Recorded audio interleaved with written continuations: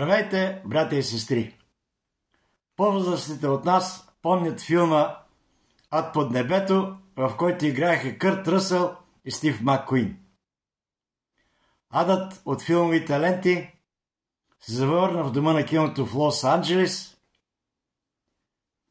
Лос-Анджелес гори. А масло в огъня наля и сина на Тръмп, големия син, който в социалните мрежи пусна пост, че тонове противопожарно оборудване 22 година са подарени на Украйна.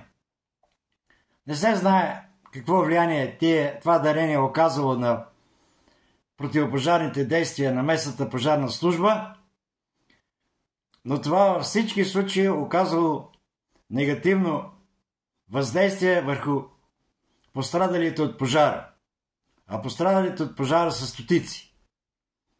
В списъка на пострадалите са и най-яростните пропагандатори и поддържащи на Демократическата партия, известни звезди от Холивуд, като Антони Хопкинс, чието име за $6 милиона изгоря, Били Кристал, Джон Гудман, Хънтър Байден, сина на Байден, Парис Хилтън, Мел Гибсън, Адам Броуди, Джеймс Удс, Бен Афлек, Брадли Купър, Том Хенкс.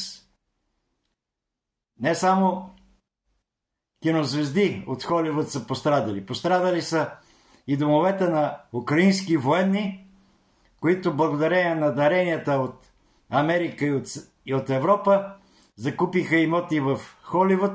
Техните доме също изгореха и някои украински сайтове, опозиционни в YouTube и в Telegram, пишат, че общата сума, на които възлизат пораженията на тези украински висши военни, са над 90 милиона. За сега толкова. Лек ден, живи и здрави!